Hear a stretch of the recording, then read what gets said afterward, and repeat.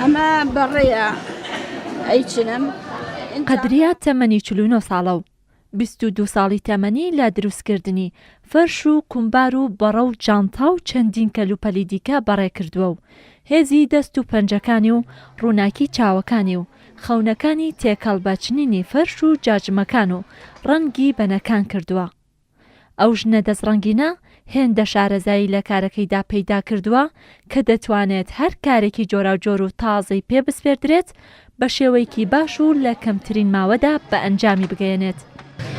من لە نەوەحوتۆ لێرەم لە سەرتای ماوە 2 دەستگای لێ بۆ ئێمە لێرەین هیچ لە ئەوڵەوە لەسەر فەرشمە چنی دوایی لە بەشی بە فەرش و ئینجاتمە بەشی جۆڵە ئیتر پۆپەژمینە چین و قاتی شاڵ و جانتا و بەڕە و حەسیر و ئەمانە هەموویە چنین. من خۆم ئیشەکەم جۆڵە ئەەکەم لەلایەکشەوە ئەو بەڕێشە چنم تەبان من کە لەسەر جۆڵاکەبی بە پێوە ئیشەکەی شان تێشی قاچە دیێشێ. قەبارە و جۆری فەرشەکان جیاوازن لە ئاوریشم و خوری و بەن و چەندین کەلوپەلی دیکە دروست دەکرێن و تابلۆ یاخود نەخشی جیاوازی لەسەر دەکێشرێت. یەکێک لە بەشەکانی کارگەی مافوری سلێمانی بەشی جۆڵایە کە جاجم و بەرماڵ و جلی کوردی و حەسیری پزیشکی تێدا بەرهەم دەهێنرێت کە لەلایەن پزیشکانەوە بۆ نەخۆشانی ڕۆماتیزم پێشنیاز دەکرێت. بەڵام ئێستا ئەو بەشە وەک پێویست گرنگی پێنادرێت و بەڕێوبەری کارگەی مافوری سلێمانیش نیگەرانە لەوەی کە دەستگای جۆڵا پەراوێز خراوە. هەرچەندە جۆڵا یەکێکە لەو دەستگا گرنگانەی کە لە مێژوودا گرنگی تەواوی پێدراوە و هەموو کەلوپەلێکی پێدروست کراوە.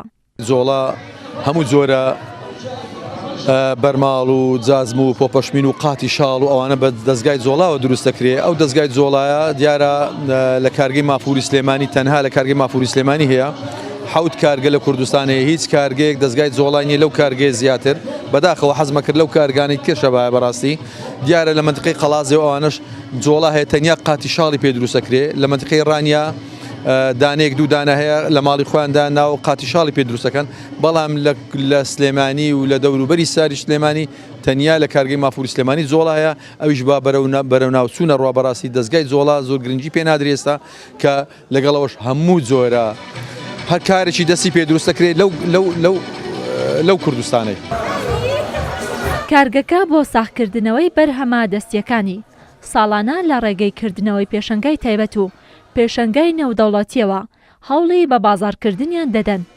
هەر بۆیە لەم ساڵیشدا بەهۆی یادەکانی نەورۆز و بەهار پێشەنگایەکی سێڕۆژەیان لە کارگەکەیان کردووەتەوە و سەرجەمی ئەو فەرش و کومبار و بەڕە و کەلوپەلانە نمایش دەکەن کە لەلایەن کارمەندانی کارگەکەوە دروستکراون.